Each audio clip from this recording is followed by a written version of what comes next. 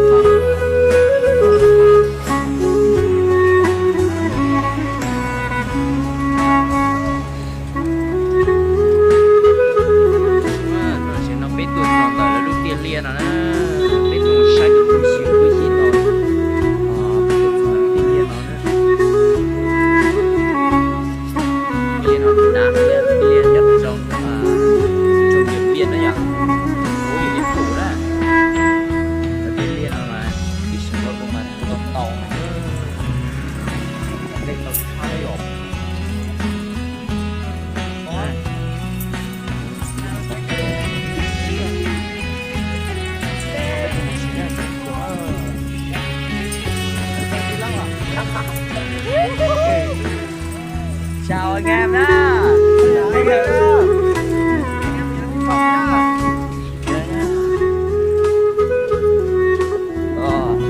Mày lái cho cẩn thận nhé chị.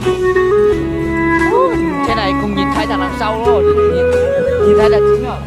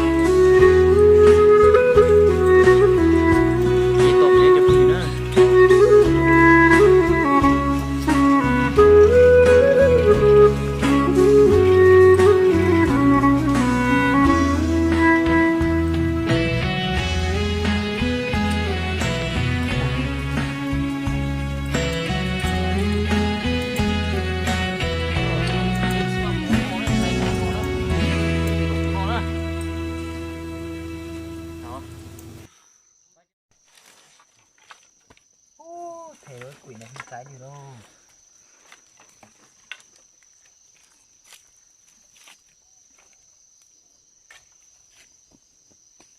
Đây. Lấy cái khô này nè. Chỉ nó phải tốt tới nè. Bà tốt tới. Xem gai no là chỉ nó đây.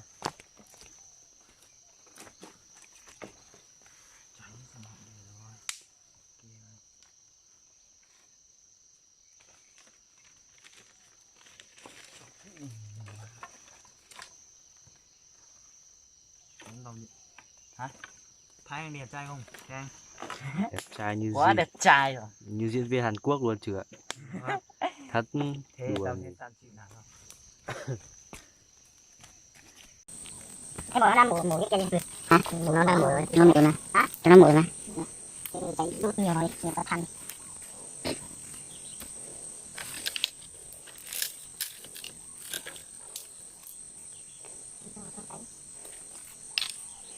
Đừng chạy sáng.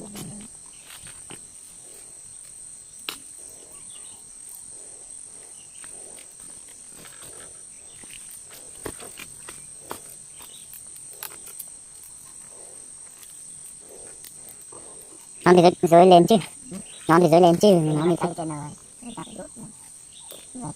tay là con.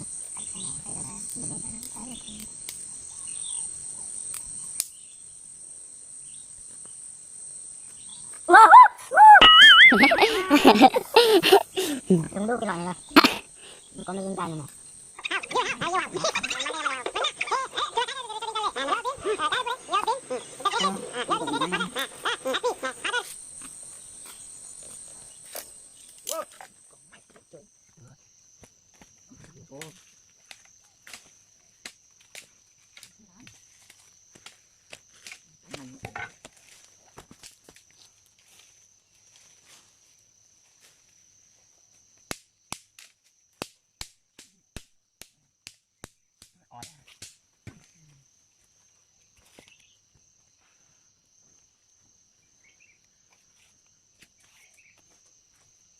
Hả? Thế dậy rồi? Thế rồi. Mà không muốn tờ giấy thì làm sao mà đủ? Mấy bút tờ. Thì tao tưởng nó đủ rồi. Tao đưa bút tờ này.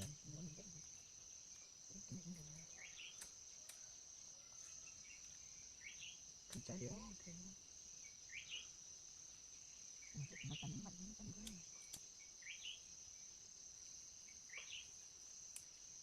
Chả được tao chả được. Chả được tao.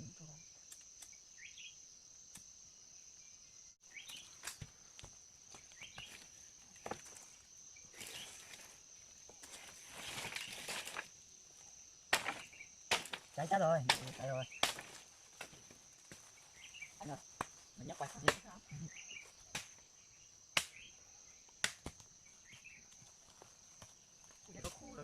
Ủa hả?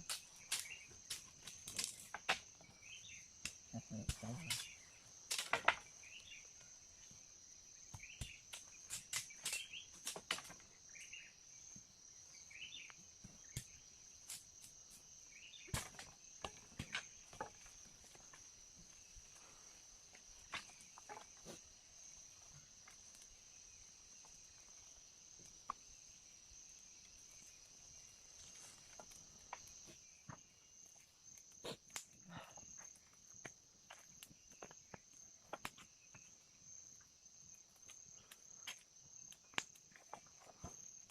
Cho nhiều thêm củi nữa chứ nào.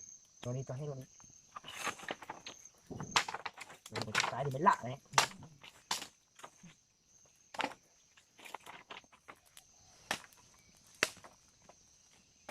Đây. Đây đi.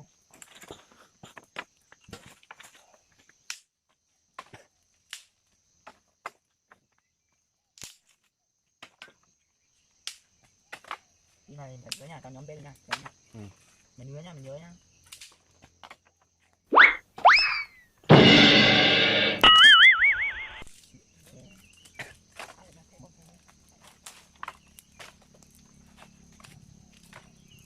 Ô đang nghe cha thì tuyệt luôn, nó ta hết. Kiểu như cái củi này nó không chín thì không có than đấy. Nó than thì tí nó sẽ cho hết. Sao lại có than hết? Không có đâu, thế luôn cái củi này nó không có đâu. Một cái to to này thì chắc chắn là có rồi.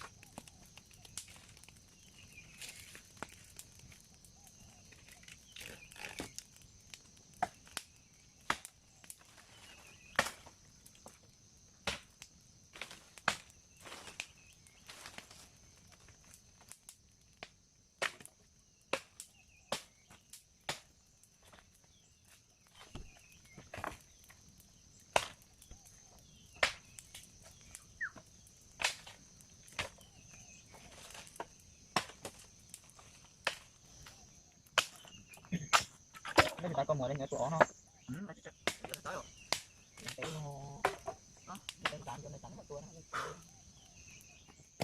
Sắp tả dữ.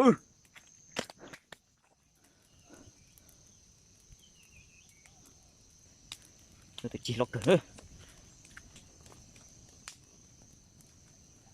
Bao nhiêu xe anh nọ thế này. Chuyện tỏ cho quân chỉnh. Tôi tỏ tiền á. Chú có đây tỏ tiền á. Rồi chỉ biết xe anh nọ này.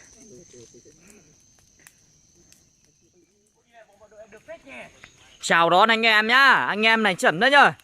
anh em xem thành quả của bọn tao đi. Đi ạ.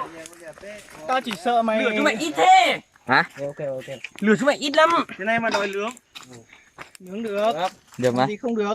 Cho thêm đi. Cứ cho thêm đi. Cho cái này thêm vào. Bọn này chịu lửa kém thế nhỉ? Cùng cử con. Thưởng thức cái món gì nhỉ? Món gà khổng lồ. Vịt quay khổng lồ nhá. Siêu tay luôn. Lấy que chưa? Lấy que xiên chưa? Ô. Xiên bảo là nhánh cây ra đi, cần làm nhiều kiểu đấy. Nhưng mà cái cây nhỏ nhỏ kia cắt lấy một nửa đấy thôi. Có đi không? Không được. Ừ, làm đi. Xuống cái gì? Đấy. Bây giờ anh em bỏ đi không? Bỏ đi bật Cái này có cái que làm sao đảo này. một cái nhá. Cái này gọi. Cái lòng này đéo biết nướng kiểu gì này. Hôm nay nhiều người đi À lòng này quấn vào que nhở? Cái kiểu nướng rắn đi.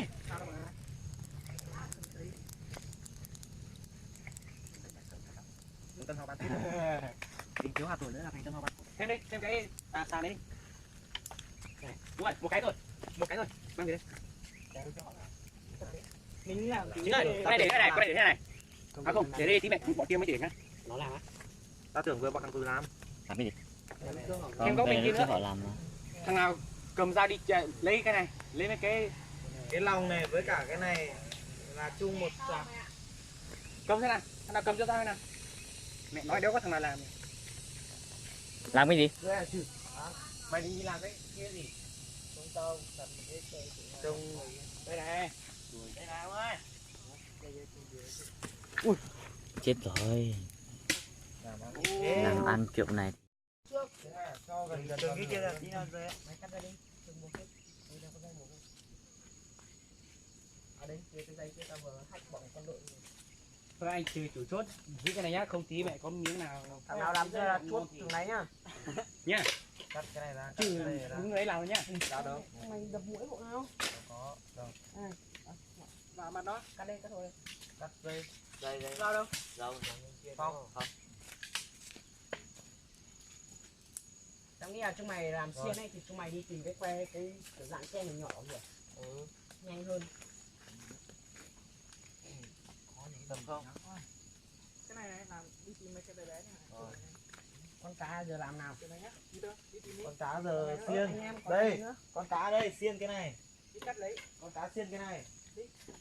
Được không? Cái bé bé từ mày. Thế thì tao đi tìm cái bé xiên nhá. Xong với thằng Đồng khởi một lần là thằng Dũng này chắc nằm lăn ra rồi chứ. thằng Dũng còn đây cả hỏi em thế nào? Cả hai thằng nằm lăn ra. Mày cho là mày như mày phát rồi. Dạ cái hôm lên là lên nhà nó ấy, đi con mẹ mày bỏ rượu ra bỏ Hai con này cốc to to cái ra uống thì phê vãi lìn luôn. Xong rồi đi xe mệt nữa chứ hai con to này làm nào giờ? Kẹp vào cái này đi. Cái này xẻ ra từ đâu rồi? Không kẹp được. Không cầm được nó. Này nhá. Sao không Ra đâu anh em ơi. đổi cái đấy với cả cái thằng Trừ. hôm nay anh em sẽ cùng nhau đi thưởng thức cái món vịt quay của tự nhiên nhé À, bình tĩnh. Bỏ cái than này vào dưới chân nó này. Ngoài ra cái số tuổi cái này sắt đủ rồi Bọn cho cái gì trùng vào cây này nữa đi. Đạp vào. Làm gì nữa? Em cái nào nó sôi. Ô kia Hải ông chỉ cái này gần mà đi con ngan kia to vãi ra. cả ba chân vào nó mới không. Đổi con ngan với con vịt đi. Con ngan khó chín hơn. Nó toàn vào con vịt này nửa ấy. thật Bò này thằng nào rảnh vào giúp tay đi. đây để tao chống Thằng nào rảnh vào giúp tay đổi đi. Ô. Lửa cháy kia.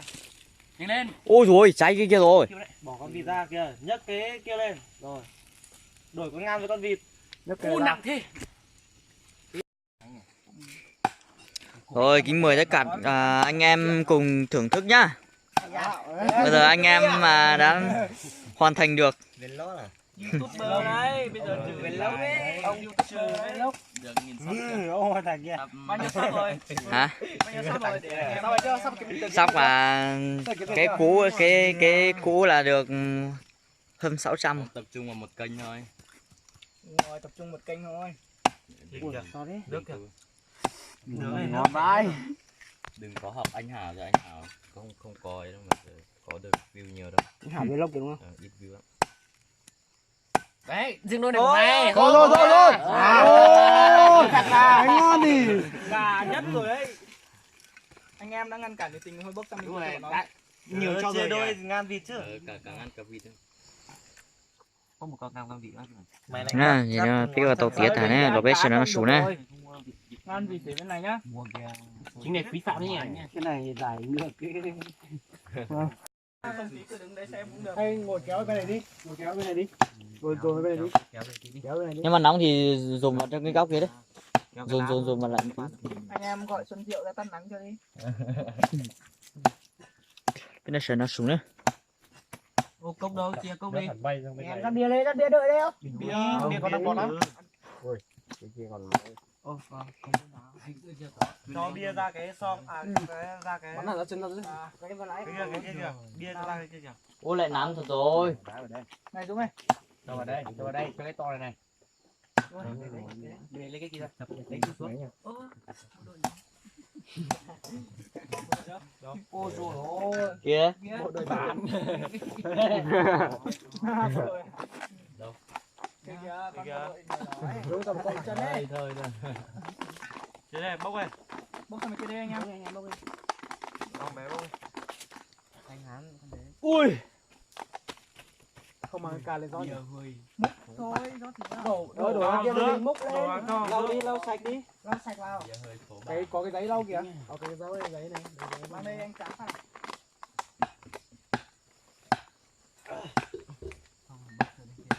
Giải ra hết ở giữa ấy. Bà kia đi, bà kia không bán đâu, xin mãi bà mới bán ấy. Nên lòng à? Sao lại không bán hả? Tao không biết. Cứ để gọn vào trong thôi, đừng cho vào dính vào lạc nữa. Để đấy được rồi. Để vào giữa được. Để vào giữa được. Thằng anh bảo là đang không có ai tiếp nói nha anh Cái em giữa ạ. này để cho cái bia vào nhá. Sau thằng Dũng là phải Anh em từ đổi đi. Để cho nó hết bọt ra, uống rượu với bác ra. Ôi, nửa bia nửa rượu phê lắm. Đặt ở dưới khách, đặt ở dưới. Cái giấy này Đã tiếp bố Khánh rồi. mày ăn được. Kéo cứng đấy. Kéo căng đấy. Tao phải chạy ấy. Nghiêng cái ấy lên. Nghiêng cái can lên bên ấy cơ. Đổ bên nghiêng cạnh ấy. Tách cái này ra đi. Tách Đấy, ra muối Làm để lên lên. thì nó mới không có bọt được. để tách ra riêng ra đi. Nó với nhau.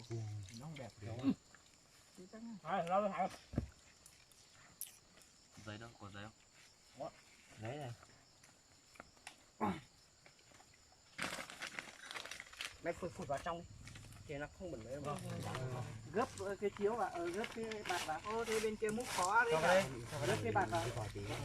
Có hai cái này. Để Anh cho ra bên kia gấp một bình cái quần nữa. áo. Gấp bạt vào là ngồi được mà. Mặt thôi bạt ngoài này nó bự.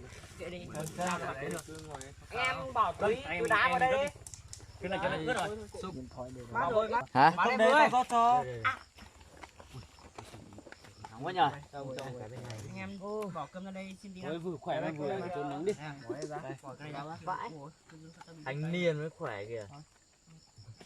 Rót bia cho phòng đi, phòng cuộn hay phòng vác lên. Bỏ đây đấy.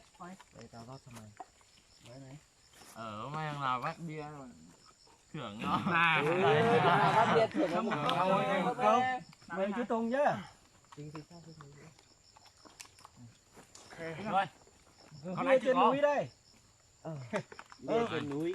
Chụp ảnh chụp một phát ảnh đi. Núi đâu? Em trả cho thằng trả. Mũi đô đấy.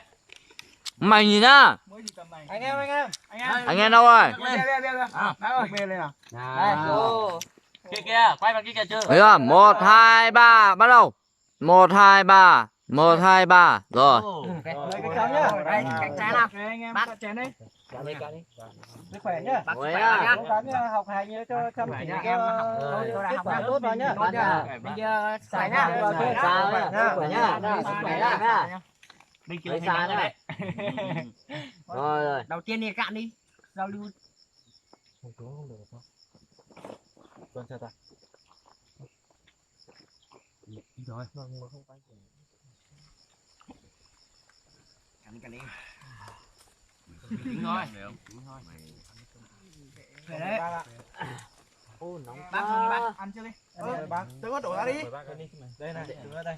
kéo cái chai. Tôi biết sợ nó xuống nữa. Bây giờ tôi xuống cho nó nọ đấy rồi. Để chén về chỗ thùng dùng cho này. Nắng là mòn đây rồi. Vừa lấy bún vừa. Em Nóng quá. Trong cái múa đang chưa? Tôi đang chưa quá. Không cầm lên Em rồi. mua à? Cái quần áo đây, áo đây. Lấy Nào áo khoác không? Này áo tay. Nó có áo khoác không? Trời ơi. áo khoác cũng Bỏ cho nó. Mày ở đây mà cởi áo á. em ăn cơm đi chị. Muối nhà Khánh nuôi mà. Đây, muối nuôi để bán đấy.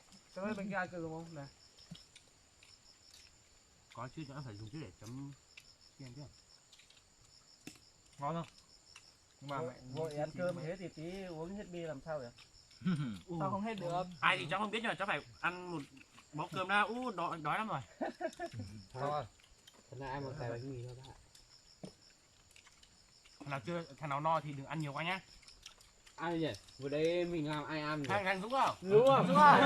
Dừng ngay đây, lạc đúng không? chín mấy nữa nhỉ. Hàng cú hàng nhá. Thôi mình lên nhỉ? Nốt đi nhỉ? Đây đây, nốt cạn buồn. Ai chết thì nó đi mình. Am hố thì giờ mà chịu. Đấy, đấy cái tuổi mà đấy. Uống được của mình mà. Uống đi. Rồi.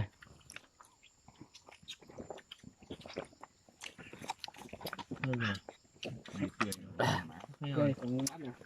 Ấm lòng rồi đấy. Ui, Ấm lòng rồi đấy. Wow. Lầu hủ bia của Có chai nước mà. Đưa chai nước đây. Thế đi. Đây. Ra nọ. Anh em cho chính một cốc gia vị chính làm thế đấy. Ngang Hỏi anh à, hết ngang ngon anh này. mổ ấy. Vừa đây anh mổ không chết nhỉ.